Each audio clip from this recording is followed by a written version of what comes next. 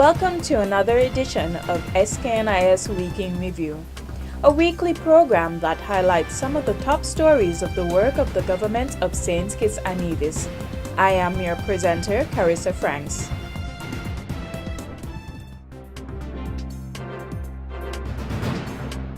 Coming up, Prince of Wales and the Duchess of Cornwall visit St. Kitts and Nevis as part of their Caribbean tour.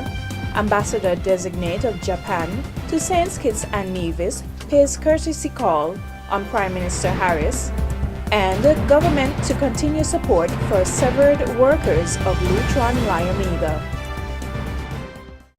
The March 21, 2019 visit of Their Royal Highnesses, the Prince of Wales and the Duchess of Cornwall to St. Kitts and Nevis climaxed with a reception at Government House in St. Kitts, where the Prince of Wales applauded the local government for its leadership on many issues in the international arena.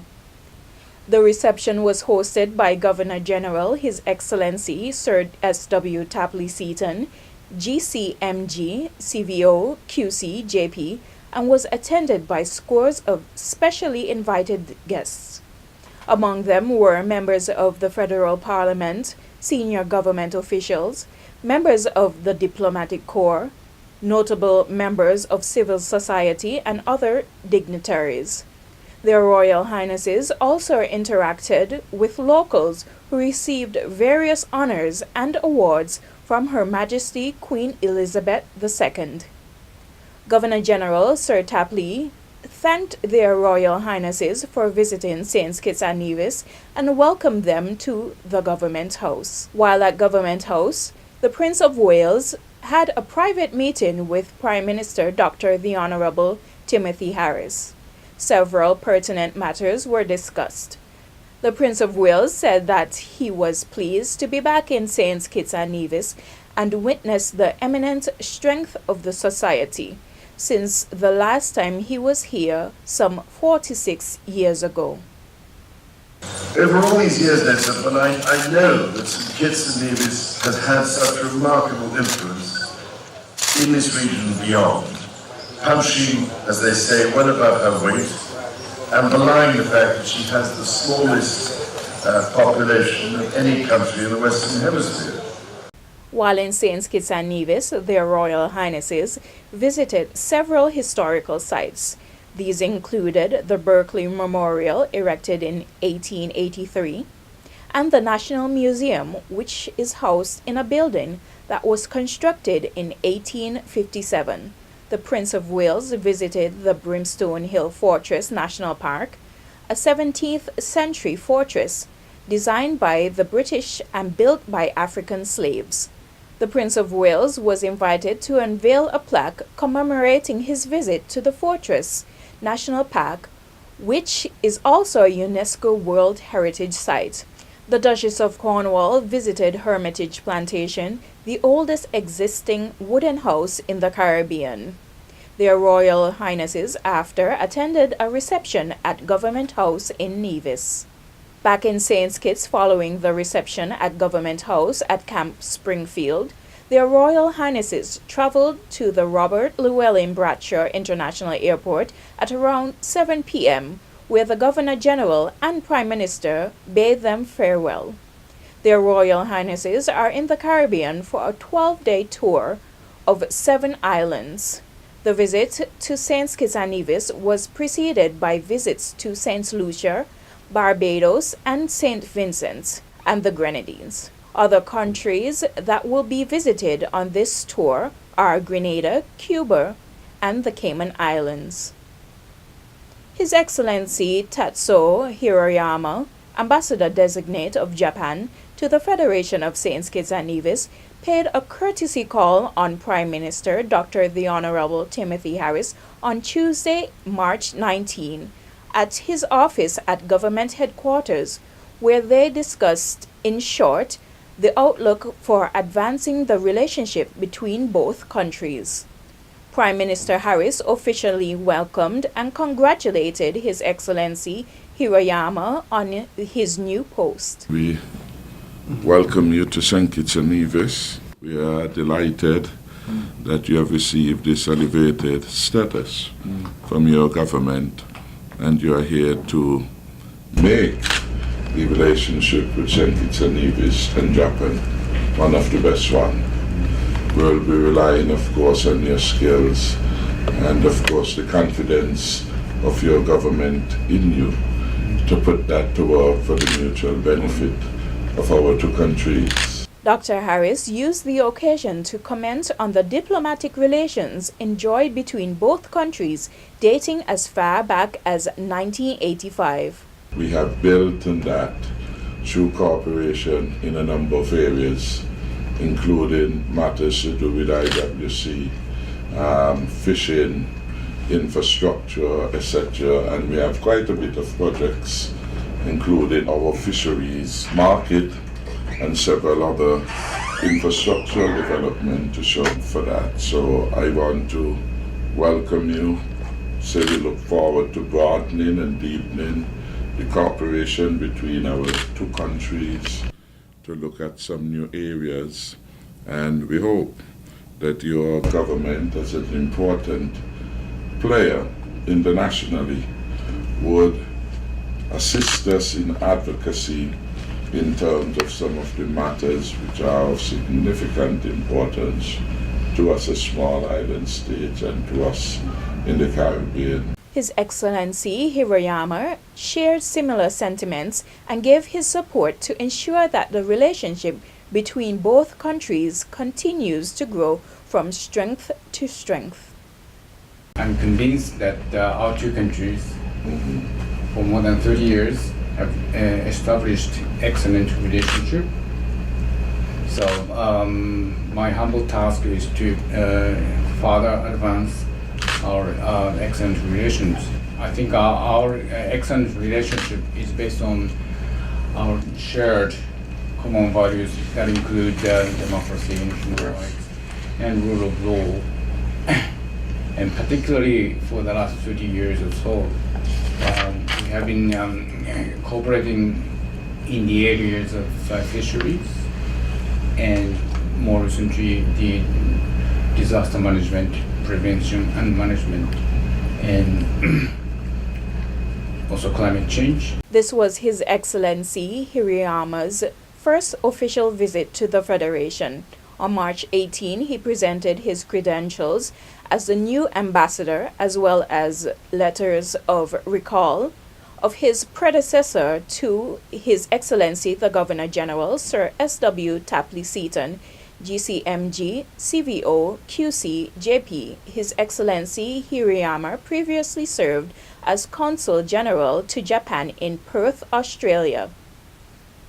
The transition of former workers from Lutron Lyomega Limited in St. Kitts into new opportunities will continue in June 2019 as the government, through the Department of Labor, lends ongoing assistance to affected persons. While some of the staff chose to retire or gain new employment elsewhere when the company closed on March 1, 2019, 53 of the workers who were severed were employed by Jaro Electronics. Senior Minister and Minister of Labor, Honorable Vance Amory, said the process of mitigating the fallout from the closure was handled very well by all involved. Discussions were held with the principals of the company as well as the employees. Staff from various government departments, such as the Department of Social Services, was called on to help the employees to better understand all of the related issues. In addition to our discussions with the two reps from the social services with our person and going to assist, the government itself also volunteered to provide training or retraining for persons who wanted to go into other areas. Now, we had requests for persons who wanted to do child care, persons who wanted to go into education, persons who wanted to go into the hospitality industry, tourism industry. And our job and our responsibility, which we assumed, was to facilitate them, to get them to understand what it will take to engage or to embark upon a new line of employment which would require significantly different skills. The training is expected to begin in June based on the feedback from stakeholder groups, including the former workers. The course will be largely coordinated by the National Skills Training Program. In an effort to enhance the visitor experience, the Brimstone Hill Fortress National Park Society introduced the Changing of the Guard on March 17, which will be a daily feature where soldiers dressed in the 4th West India Regiment uniform will stand guard at the fortress. The guard will be changed hourly. Minister of Tourism, the Honorable Lindsay Grant, made brief remarks at the ceremony at the park to mark the occasion. These military men were our forefathers. And as a nation of people of predominantly African descent, we must reverence their memory and therefore pay homage to them and to their contribution on these hallowed grounds, which are now one of the premier iconic tourist attractions. The parade or the changing of the guards that we will witness shortly will do just that. Minister Grant stated that this will be the first of what will be an hourly spectacle at the site. He added that the fortress has long stood as a symbol of our forefathers' ingenuity, creativity, resilience, and craftsmanship.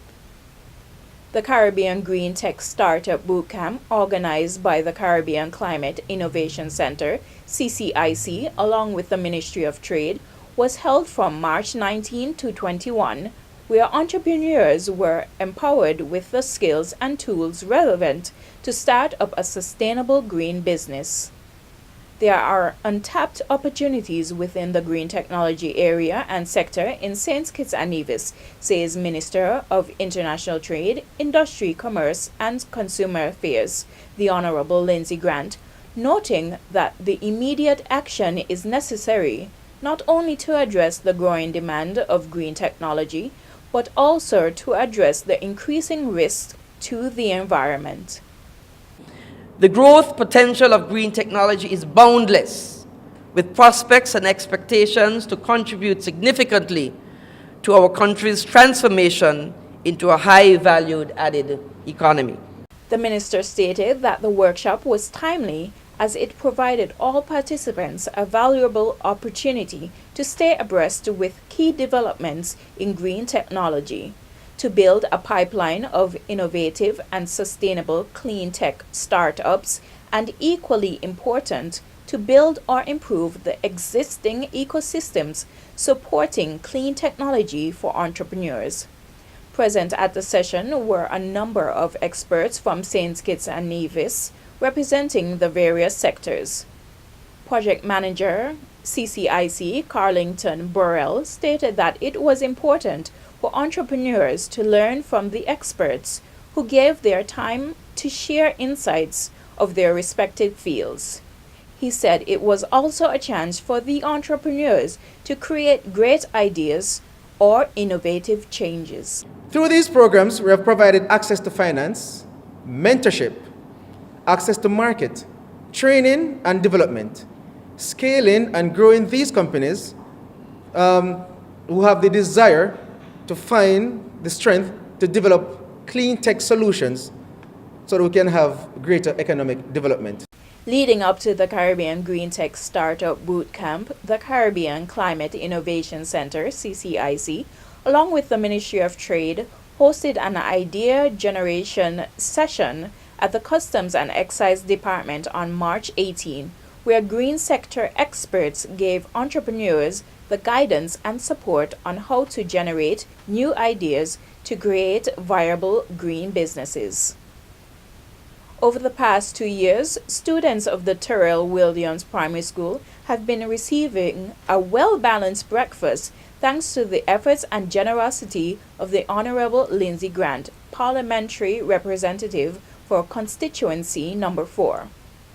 The breakfast, as I understand, is one of the most important meals. There are students studying at a very young age, and they need their food to be able to concentrate well during the course of the day. The program runs every morning from Monday to Friday, said Minister Grant. He added that it has been designed to satisfy about 75 students per day. The minister said that the breakfast usually starts with bush tea, and the wholesome meals consist of sausages, eggs, sardines, and bread. He said that the program came about when he was approached by teachers who explained to him that some of the children were arriving to school without having breakfast. The teachers said that those students were having a hard time during the day. So we designed a program and it's running very well. In fact, we started out with about 20-25 children and now we're running for about 75 of them per day. Over the course of the next 2 weeks, the program will be catering to 100 students per day, said the minister. Minister Grant stated that seeing the success of the program, the Virchals High School has reached out to him to have it replicated there for about 25 of its students. That's it for this edition of SKNIS Week in Review. See you next week.